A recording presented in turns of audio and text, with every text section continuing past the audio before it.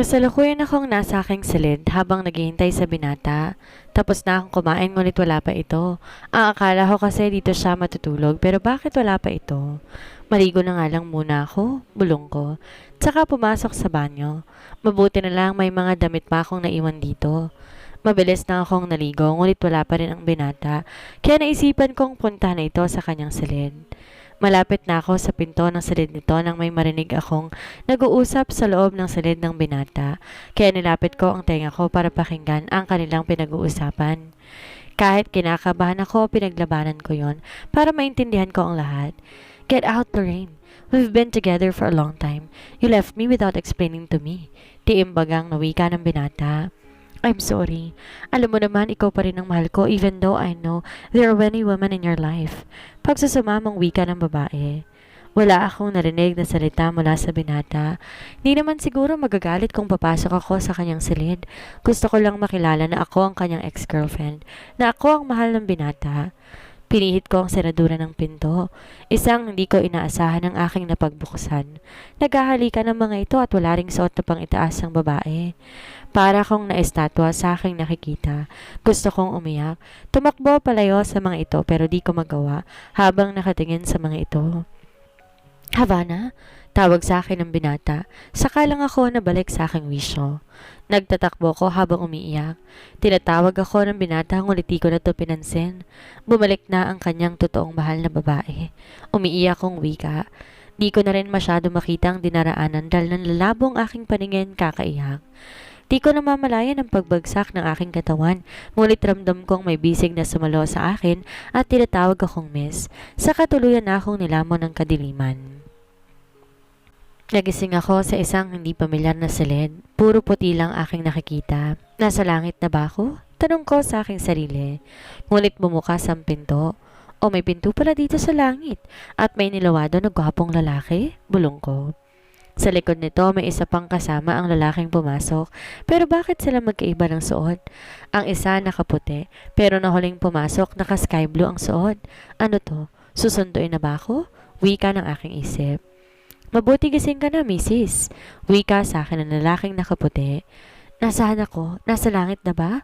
Tanong ko sa lalaking nakaputi, ngunit palihim ang mga itong tumawa. Misis, wala ka pa sa langit. Andito ka sa ospital dahil nawalan ka ng malay. Sagot ng lalaking nakaputi. Hay, mabuti na lang nandito lang ako sa ospital. Gusto ko pang mag-asawa ng marami. Bulong ko. Misis, pwede bang malaman ang iyong pangalan? Tanong ng doktor dahil nakasuot ng puting gown na akala ko'y isang anghel na susundo sa akin. Havana po. Wika ko pero kanina pa ako tinatawag na misis Wala pa akong anak, lalo ng asawa. Bakit po pala kanina mo pa ako tinatawag na misis? Miss pa lang ako. Wala pa akong asawa. Mag-aasawa pa lang ng 3. Biro ko. Natawa naman ang mga to sa aking tinuran. Hindi mo ba alam na 1 month and 2 days ka ng buntis? Wika ng doktor. Buntis ako? Bulong ko. Tumango lang ang doktor at saka may sinabi pa pero hindi ko na maintindihan dahil sa aking narinig. Buntis ako. Magkakaanak na ako. Lumuluhang bulong ko at tinaplos ang aking manipis na puson. Ngayon ang araw ng aking labas sa ospital. Nakilala ko rin ang taong tumulong sa akin. Salamat sa Panginoon, mabait si Ray sa akin. Siya rin lahat nagbayad ng nagastos ko habang nasa ospital ako. Let's go! Yaya sa akin ni Ray kaya sumunod na lamang ako dito. Di ko pa alam saan ako pupunta ngayon. Ayokong umuwi kina inay dahil alam ko doon ako unang hanapin ng binata. Pero bakit naman pa ako hahanapin? Bumalik na nga ang tunay niyang mahal. Di ako galit sa kanya kundi nagtatampo. Kung bakit pa niya ako pinaasa babalik naman palang girlfriend niya. Gusto kong umiyak dahil masakit sa akin ang ginawa niyang panloloko.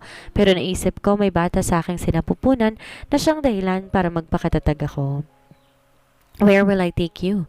Tanong ni Ray habang nasa daan ang mata. Gusto kong lumayo. Ayoko makitang tatay ng anak ko. Wika ko pero bakit? Ayaw mong ipaalam sa kanya upang di siya na magkabalikan ng kanyang ex, wika niya. Ayoko Ray. Niloko lang pala niya ako. Bakit di na lang kasi niya sinabi na hinihintay lang niya tong dumating? Wika ko at may tumulong luha mula sa aking mata. Okay, ako nang bahala. Wika niya at saka hindi na muling nagsalita pa. Halos kalahating oras din ang naging biyahe namin. Pumasok ang sinasakay namin sa isang subdivision. Napanganga ako dahil nagtataas ang mga bahay ang nadadaanan namin. Tsaka tumigil ang sinakyan namin sa 3 palapag na bahay. Pinagbuksan ako ng binata. Sumunod ako habang papasok sa loob. "Good morning po, sir." Bati ng isang maid ng binata. "Good morning." Sagot ng binata dito. Mabuti pa si Ray, marunong sumagot sa maid niya. Di tulad ng lalaking yun na walang pakialam sa nakapaligid sa kanya. Manang, pakihatid po si Havana sa kanyang silid para makapagpahinga na." Wika ni Ray sa maid nito. "Halika iha, sumunod ka sa akin." Wika ng matanda. "Tawagin mo na lang akong Nay Nessa. Katiwala ako dito." Wika ni Nay Nessa.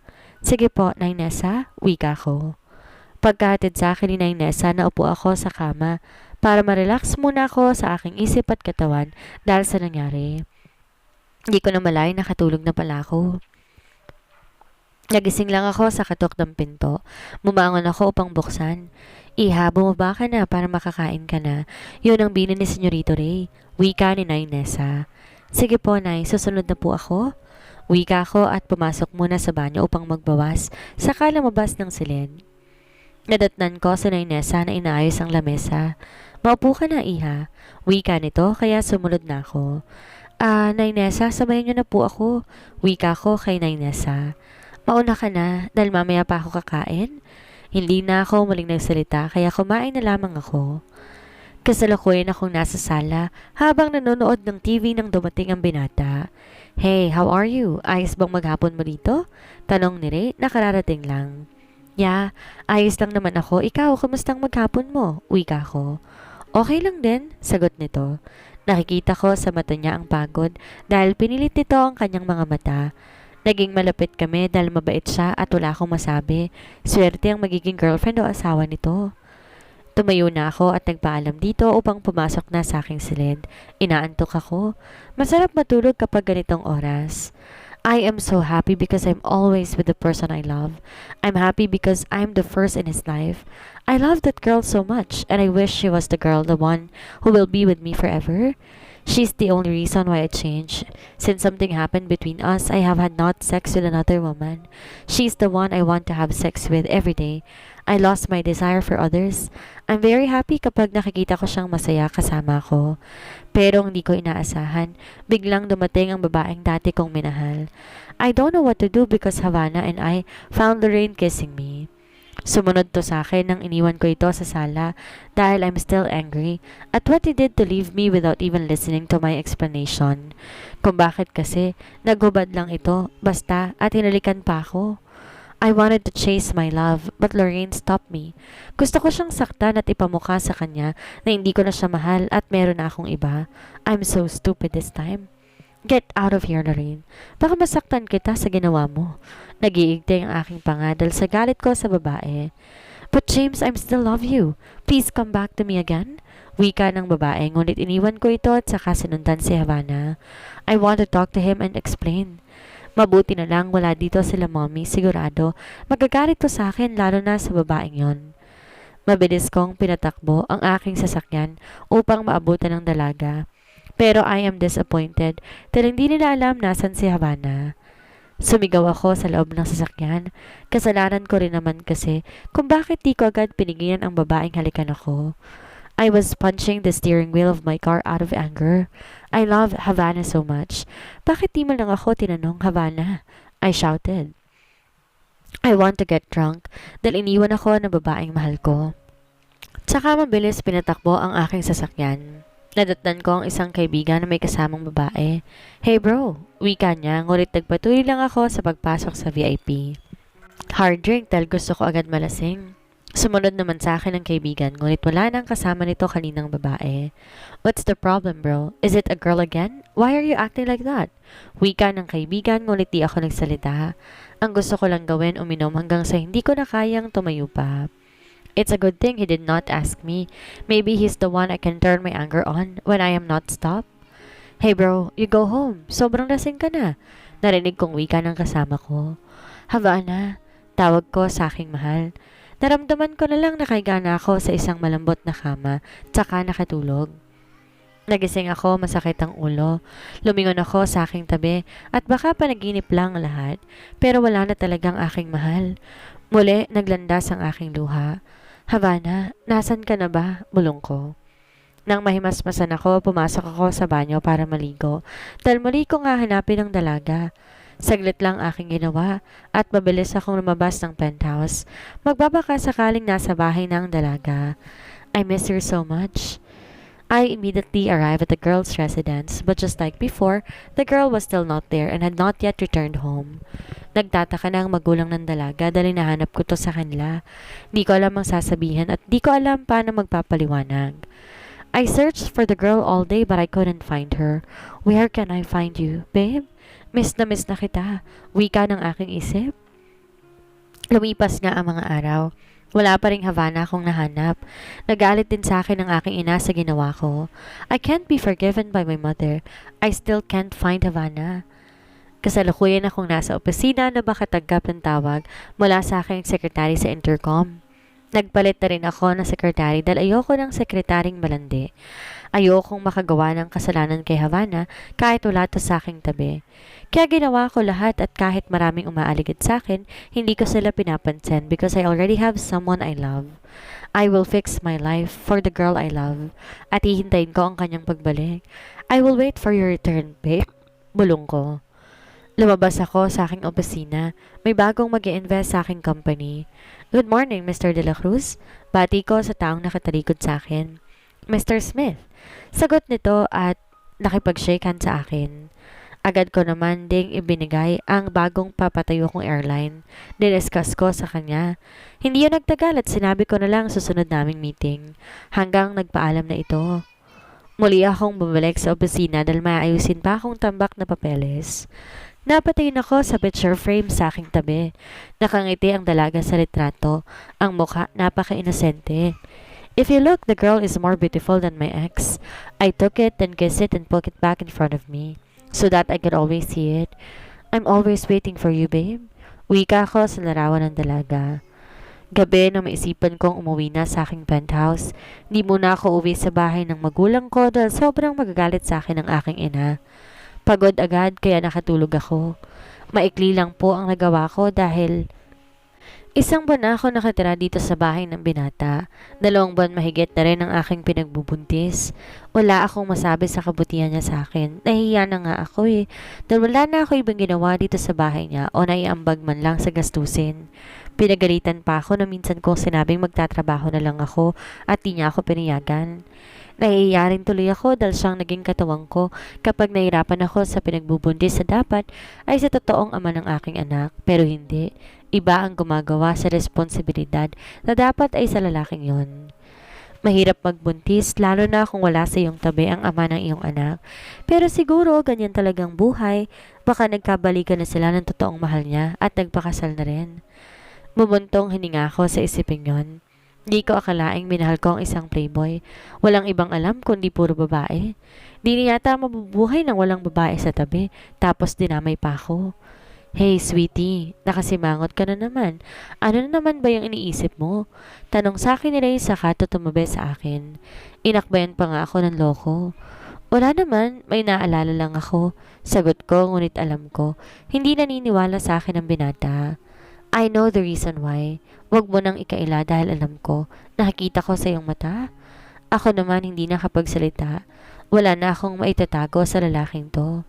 Bakit kasi hindi mo na lang harapin ang Smith na yan para matapos na yung pag-iisip mo sa kanya? Alam ko naman siyang iniisip mo eh.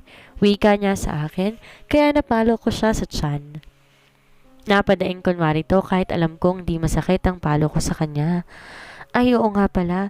Kailan uwi ng fiancé mo? Baka malatan niya ako dito ha, magalit siya sa akin. Wika kong natawa para maiba ang usapan. Nakwento niya sa akin na may fiancé na ito. Sa LA nagtatrabaho bilang rehistradong guro. Ewan ko ba kung bakit niya pinayagan, kaya naman niyang buhayin. Mayaman naman ang binata.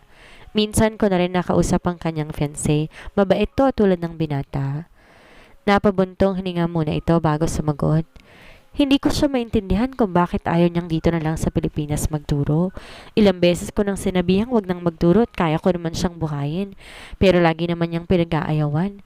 Because He wants to have his own money and does not want to depend on me. Tsaka malapit kasi siya sa mga bata kabaliktaran sa akin. Nakaramdam ako ng sobra niyang mahalang fiancé niya. Hindi man lang niya kayang palitan o maghanap ng iba kahit ilang taon na silang hindi nagkikita. Maybe next month siya uuwi. Basta ang sabi niya, gusto niya akong sorpresahin. Kumain ka na ba? Tanong niya. Hindi pa pero ayoko ng kanina. Nakasimangot kong wika. Anong gusto mong kainin? Buko salad sana, tsaka ginataang bilo-bilo. Hay, ano ba yan? Parang ako na yung tatay. Kay Smith ka kaya magpahanap niyan. Nakasimangot na wika ng binata. Sige, kung ayaw mo, bahala ka. Papangit tong anak ko. Ikaw ang sisihin paglaki niya kasi di mo binigay ang gusto niya. Naiiyak kong wika. Ganto kasi ako maglihi. Ewan ko, napaka mainitin ang ulo ko. Tapos madali akong maiyak, lalo kapag hindi na ibigay ang gusto. Oo na, ito na tatayo na. Para mabilan na kita, buntis? Smith, lagot ka sa akin. Bulong pa nito habang papalayo. Napatawa na lang ako dahil dinadamay pa niya ang ama ng aking anak. Hinaplos ko ang aking tiyan na may konting umbok na. Ewan ko ba't ganito na agad ang aking tiyan. Ganon din ang 2 bang mahigit pa lang na aking tiyan. Di nga naniniwala si Nanay Reza at Ray dahil parang 3 buwan na daw ang aking tiyan. Ako din nagtataka dahil hindi normal ang aking paglilihi. Nakaupo ako sa living room, hinihintay ang binata para makain ko na ang pinabili ko dito. Naglalaway ako kahit nasa isip ko pa lang ang buko salad at ginataang bilo-bilo. Buntis, nandito ng buko salad mo. Wikang sigaw ng binata, bitbit ang 2 plastic na may lamang Tupperware at tinaas pa ito. Pero bago ka kumain ito, kumain ka ng tanghalian kahit konti. Wika niya at giniya ako papunta sa kusina. Nadatnan namin si Nairesa na naghahain na ito. O mga anak, kain na kayo. Yaya sa amin ni Nairesa. Pinaghila ako ng binata ng upuan, saka mabilis pinaghain ng pagkain ko. Kainin mo yan lahat para mas bumilis lalong paglaki ng anak mo sa tiyan. Tawang wika ng binata. Dami mong alam, kumain ka na rin. Tsaka may kamay ako baka subuan mo pa ako. Ganito kasi siya sa akin lagi. Parang sa James din, kulang na lang subuan ako. Ba't palagi na lang pasok sa isip kong lalaking yon? O ayan, simangot na naman si Buntis. Iniisip mo na naman siya. Ikain mo na lang yan, baka mawala din. Sabay tawa niya, kaya nakurot ko to sa kanyang tagiliran. Tapos na akong kumain nang may tumawag sa aking cellphone, dito sa aking tabi. Hindi ko yun pinansin pero makulit talaga ang caller. Hello, naiiritang sagot ko. I miss you babe, please bumalik ka na sa akin. Nagsusumamong wika ng tumawag. Di ako agad nakapagsalita, boses pa lamang ng tumawag kilalang kilala ko na. May naramdaman na lang akong nalaglag na luha sa aking mata. Hindi ko maitatanggi, miss ko na siya ng sobra. Lalo na ang tawag niya sa akin, walang iba kundi ang binata. Paano kaya niya nalaman ang contact number ko? Gayun din sila Inay lang at Ray ang may alam ng aking number. Hindi kaya sila ang nagbigay? Tanong ko sa sarili. Pinatay ko ang tawag dahil hindi pa ako handang kausapin siya. At bakit kailangan niyang tumawag sa akin ngayon pa? May girlfriend ito. Baka magalit pa sa akin kapag nalamang tumatawag sa akin ang binata. Pinatay ko na lang ang aking cellphone para wala nang makatawag pa. Tsaka pumasok sa aking silid. Gusto kong maligo dahil maalinsangan. Pakiramdam ko nang lalagkit ang aking buong katawan dahil sa pawis. Sarap maligo lalo na't summer pa lang. Halos 1 oras akong nagbabad sa bathtub dahil sa sarap sa pakiramdam habang nakalubog ang buong katawan sa tubig. Isang blue dress above the knee ang aking napiling isuot, lalo na't malambot ang tela nito. Pinaresan ko lamang ito ng flat shoes. Gusto ko kasing dalawin sina Mama Weng. Oh, may lakad ka? Wika ng binata nang makasalubong ako sa salas. Punta lang ako kina Mama Weng. Wika niya na may nakakalokong ngisi sa kanyang labi. Ang dami mo talagang alam? Tara na nga kung talagang may balak akong samahan. Saglit naman ako ang naroroon. Wika ko at sabay na kaming lumabas ng bintana. Pinagbuksan ako ng pinto na sabihin kong sa club ang punta ko. Natawa pa nga ako sa naging reaksyon niya na sinabi kong doon ako galing at nabili lang ako ng ama ng aking anak. Sa wakas, nakarating na kami sa club. Sa likod kami dumaan, tulad na lang nang umalis ako. Nalatnan ko pa ang dati kong kasamahan sa trabaho at may mga bagong pasok din na babae. Unang hinanap ko si Nikki. Nagtanong na rin ako sa mga kasamahan ko dito kung nasa ng dalaga. Nasa VIP room daw ito pero malapit nang matapos ang oras ng trabaho niya. Naghintay kami ng binata ng ilang minuto pa. Dumating ang aking hinihintay na nakasimangot ngunit napalitan niyo na makita ako. Havana? Wika niya at mabilis akong niyakap. Gumanti rin ako dito dahil namiss ko na ang babae. Nasa na si Lera? Tanong ko kay Nikki. Wala na si Nikki dito. Nang umalis ka, umalis na rin siya. May naging customer siyang bumili sa kanya eh. Wika ng dalaga sa akin. Kamusta ka naman dito? Tanong ko. Eto, okay lang naman. Siguro dito na ako tatanda. Malungkot niyang wika. Ano ka ba? Di naman siguro at saka may nakakausap ka naman, 'di ba? Oo, meron nga. Pero galit sa akin ang aking anak sa trabaho ko. Maayos din ang lahat. Wika ko sa kanya. Sana nga, Havana. Wika ko. Tumingin ito sa aking likod at tumingin sa akin. May kasama ka pala. Sino siya? Tanong niya habang sa kasama ko ito nakatingin. Siya ba? Si Ray, kaibigan ko. Wika ko. Ray, siya nga pala si Nikki Valdez. Friend siya ni si Reynald de la Cruz, kaibigan ko. Nakipagkamay naman ang mga to. May nakita kong ibang aura sa mata ng kaibigan pero binaliwala ko yon. Nasan pala si Mama Weng? Kamusta na siya? Ayun, simula nang umalis ka naging masungit na.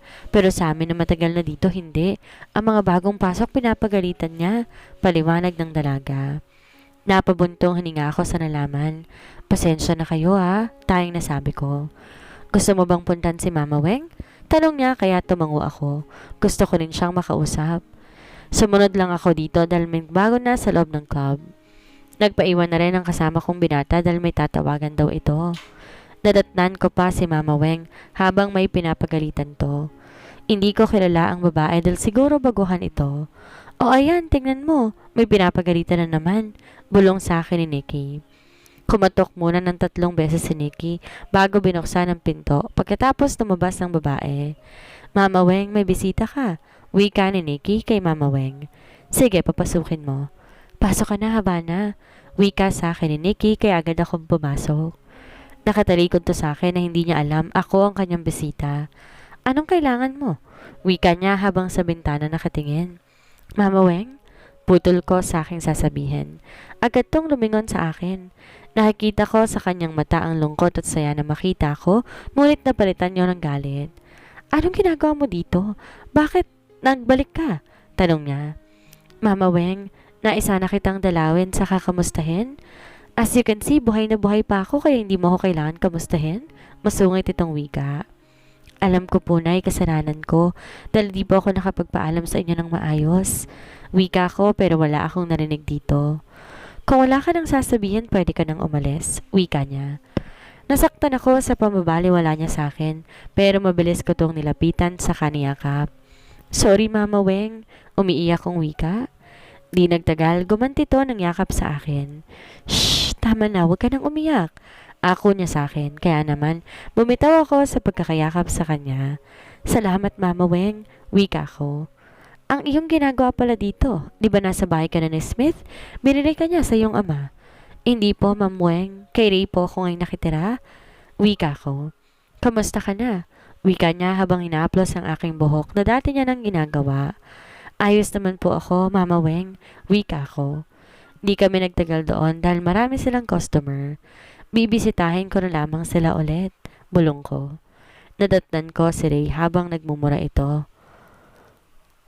Ano ba yung bibig mo? Ang halay. Wika ko ngunit hindi ito sumagot. Ano kayang nangyari dito? Bakit galit na galit? Sino ang kaaway? Tanong ko sa aking sarili. Mabilis itong pinaharurot ang sasakyan. Mabuti na lang naka-seatbelt ako. Siguradong untog ang aabutin ko dito dahil nagpreno itong bigla. Mabuti na nga lang hindi yun nangyari kahit mabilis itong magpatakbo. Agad akong bumaba sa sasakyan tsaka pumasok sa loob ng bahay.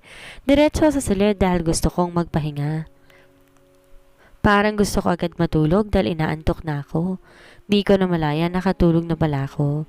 Nagising lang ako dahil sa katok sa labas ng pinto ng aking silid. Havana, gising ka na ba? Katok ni Nay Nessa. Opo, Nay. Bakit po? Tanong ko. Bakon ko na dyan dahil gabi na, maghahapunan ka pa. Wika sa akin ni Nay Nessa. Sige po, anong binata? Nay, nasan po si Ray? Wika ko. Umalis iha, kanina pa hindi mapakali eh. Wika niya. Tumango na lamang ako dito at saka nagsimula ng kumain.